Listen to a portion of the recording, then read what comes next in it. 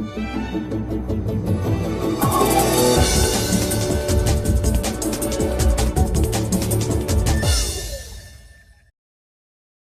we have this evening a man that you're going to hear from that is the example to all of us of how to keep the faith in the fire and what is going to be needed from all of us, every single one of you and all of your friends and neighbors, to emulate what this group of people did in Houston. And I believe that he'll be telling us more about it. And I'd like to welcome to the stage Pastor Dave Welch from the Houston Pastors Council. And we have decided that he should receive the Faith in the Fire Award because of what they did last year in challenging their lesbian mayor and her subpoenaing of their sermons. And they didn't stop. I understand they lost in that first court, but then they appealed to the Texas Supreme Court, and they won. And so those petitions to repeal their anti-discrimination ordinance is on the ballot, and it is going to be voted on November 3rd.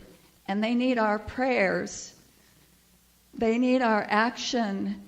They need everyone to be praying for the success of this vote. And I want to thank you, Pastor Dave Welch, for your example to all of us. And I proudly give you this award this evening.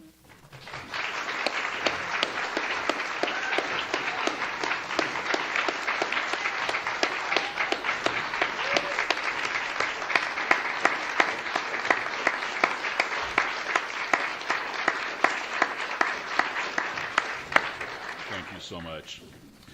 You know, it's truly humbling to be here, and certainly I will accept that graciously on behalf of our team, because the thing we've come to realize more than ever before is that united we stand, divided we fall. And the power that comes from being one is something that the enemy trembles at.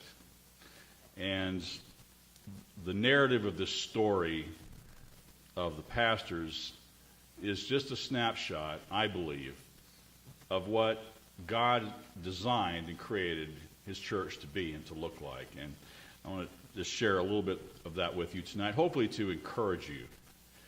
And I'd like to inspire and maybe inform, maybe irritate just a little bit, because that's part of our task and our role in these days, is to decide what we believe and are we willing to stand for it.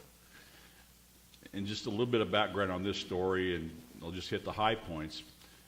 Again, in Houston, this began in April of 2014 when our mayor decided that she was going to propose this ordinance, which was very broad and far-reaching in its scope, of adding a whole new layer of law and bureaucracy in the city of Houston, creating new offices under the mayor with investigative powers and authority, and adding a new category, 16 new categories of protected characteristics, and not the least of which, of course, were sexual orientation, gender identity, gender expression.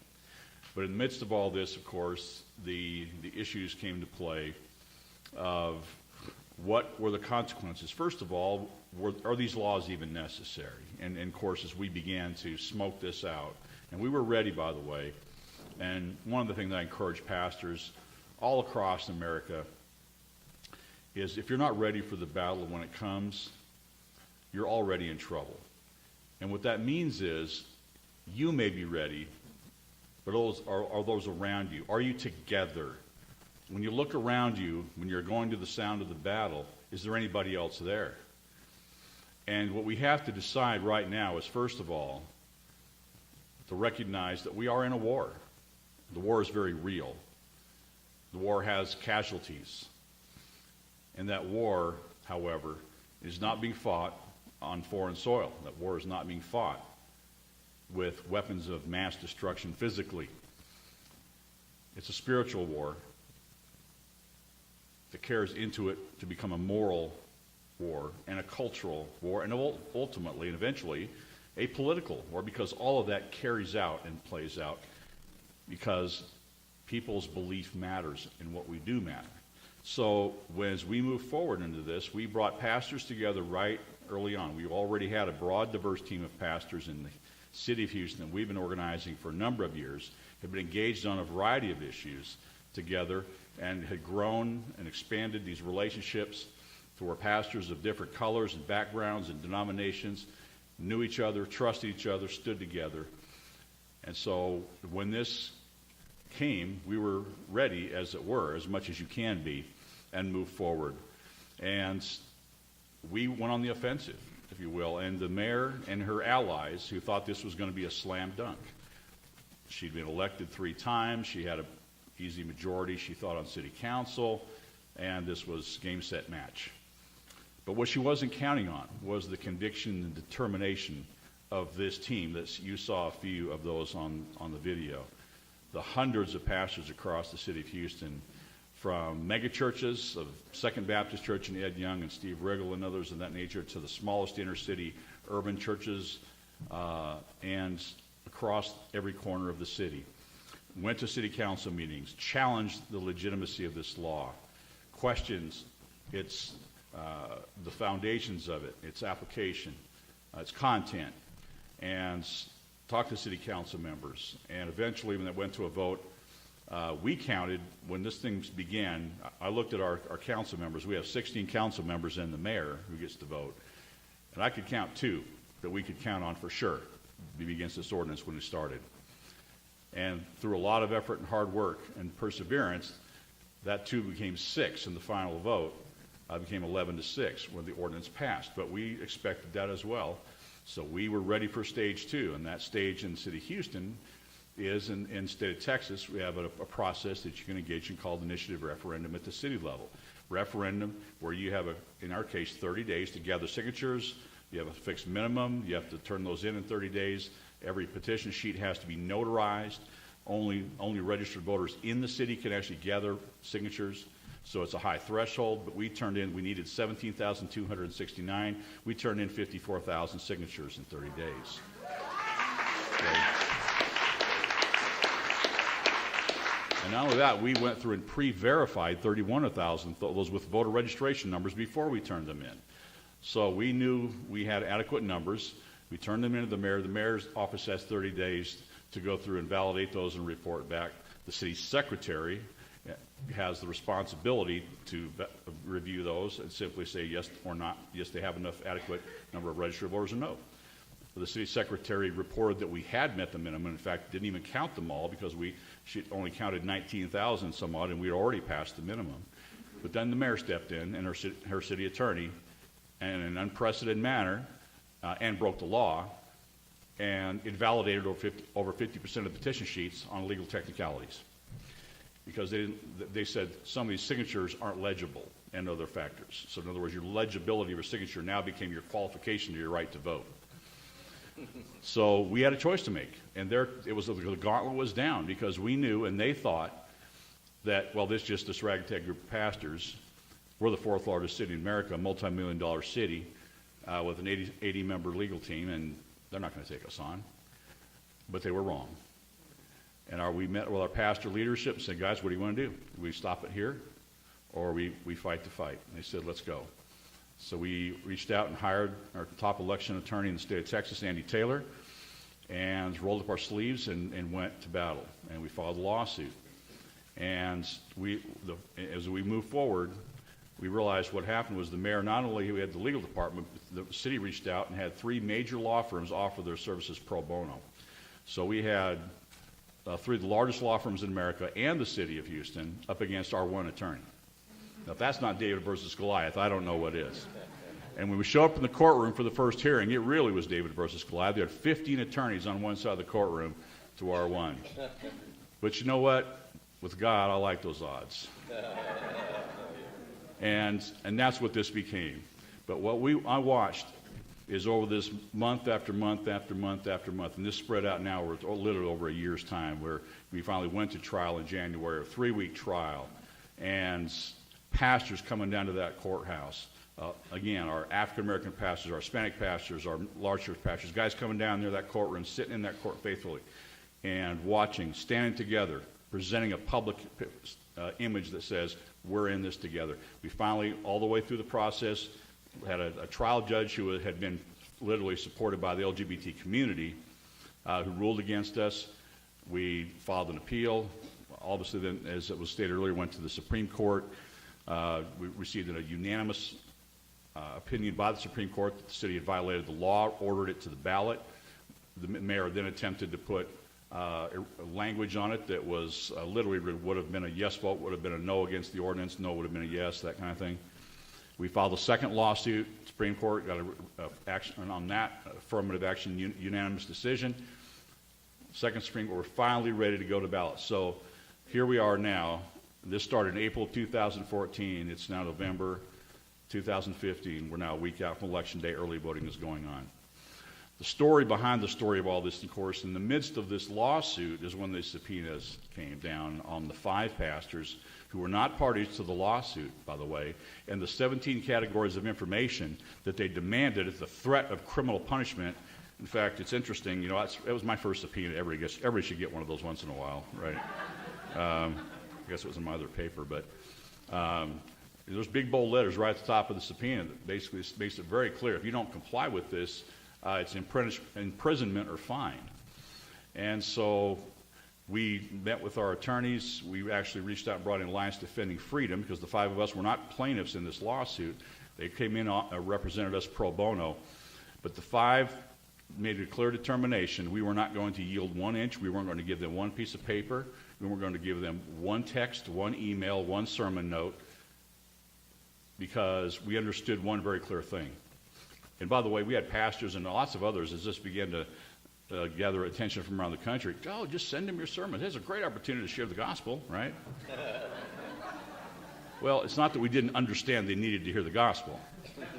But what we did understand was we know the difference in what the separation of church and state means. And it means that the state has no jurisdiction over the church.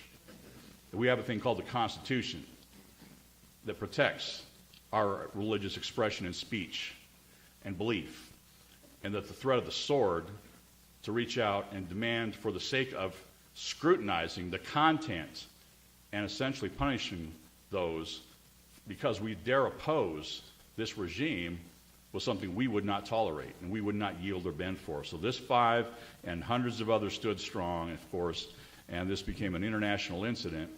But in the midst of all that, of course, as always, God takes what the enemy meant for evil and used for good. And the wave of energy that came out of that one incident alone is something that I will probably never be able to measure adequately because it shocked the nation. People realized, how is it that in America we can actually have city officials, government officials, that are willing to go that far? And by the way, the mayor who lied about everything from the beginning, and she's still lying about this, it's just who she is. She's literally is one of those that is caught in the snare and the web of her darkness and her condition. And we do pray for her, that God delivers her and sets her free from that. But we're going to make sure she does it after, that she's not mayor of Houston anymore and along the way, because we will not allow that to happen. But here's the issue. They claim that she didn't know about it and so forth, but it's funny because she tweeted right afterward, if pastors engage in politics, their sermons are fair game. So the issue that we have to decide in this age we're in right now as a church is what are we willing to stand for? We have to first of all define what's good and what's evil. What's worth dying for? And I remember a day that will never leave my mind in memory when my son and I got in the car and we drove into downtown Houston. We parked, and we walked into a federal building. And I handed my son over and watched him be sworn into the United States Marine Corps. I walked out of there, thought, what am I willing to give my son's life for? That's what I just did. And that was a much different question than what am I willing to give my life for? And I realized the nature of the weight of the responsibility, again, of that we carry in self-governing.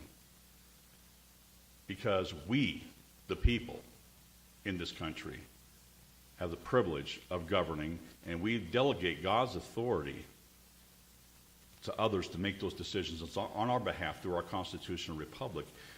And then we send our others, whether it's our first responders in uniform every day on the streets of our cities, or whether those we're sending in our military across into foreign soil. They're willing to risk their lives. They're going out and taking bullets and IEDs and other things for us. For what? What for? Why? What's worth that? We have to ask that question. And there is good and there is evil. But what's our part? You know, Webster's 1828 dictionary definition of evil is, as a noun, evil is natural or moral. Natural evil is anything which produces pain, distress, loss, or calamity, or which any way disturbs the peace, impairs the happiness, or destroys the perfection of natural beings. Moral evil is any deviation or of a moral agent from the rules of conduct prescribed to him by God or by legitimate human authority. There's a leader who was actually a founder of a prominent national Second Amendment organization who I had a privilege of getting a chance to spend some time with. It actually produced an outstanding video called Confrontational Politics. It's a wonderful training tool on understanding how the dialectic left works. And I was having dinner with him, and he shared a story how his wife had been watching a TV program where a former congressman was debating Geraldine Ferraro, I think was the other person on there, and he said something to the effect, he said, that woman is evil. And his wife really took issue with that. She says, well, I don't know if it's really evil, and she's really evil. And that began this discussion about, well, what is evil, and are we afraid to call evil evil? And here's where we are today. When we are not willing to stand, Scripture says that a man who falls down before the wicked is like a trampled spring in a polluted well. When we are silent, and as Bonhoeffer said, in the face of evil, we are acting in complicity with evil. So the act of defining what we believe and standing for that belief is not an act of hate, but ultimately an act of love, because ultimately our God is love. And that's often misused and misapplied by those on the left and the anti-family side, as because they've perverted love in its whole context. And so love means that we accept anybody for any reason and what they do and how they live, and that's the essence of love. And as has already been said today, and you've heard many times, that's not love. That's not how we treat our children. We are responsible for the care and the safety and the protection of those on our watch. As children and as a society, I am my brother's keeper. For God so loved that he gave his only begotten Son. For greater love hath no man, but then he laid down his life for his friend. Love is patient, kind, not jealous, not brag, it's not arrogant. We know that. Here's the bottom line for us today, I believe, as we go forward in what we do next. We need to remember, as we're facing the enemy, if you will, that the enemy that we really are up against, we can't see. Those that we can see are caught in the snares of deception and are being used as pawns for the real enemy. And we must love them enough to speak truth to them with clarity, with consistency, with boldness, and with love, that is the only hope they have to be free. If we won't speak the truth and tell them who they are, and say, God created you in his likeness, created them male and female, and he gave us his laws for your good, that we can then be free, because that ultimately is his purpose. He came that we may have life, we may have more abundantly. So here's, as we go forward, our charge. We cannot save America unless we save Americans, said Pastor Robert Jeffress of First Baptist in Dallas. And so while we fight the battle, debate, engage in the cause, speak the truth, get the facts out, talk about the data, and we have to do that in every venue we can, in every place we can, in every pulpit in America. Let's not forget that we're doing it in the same vein, the same spirit that Christ our Lord did. We want to lay down our lives for those around us, that they may know his truth and his love. God bless you. Thank you.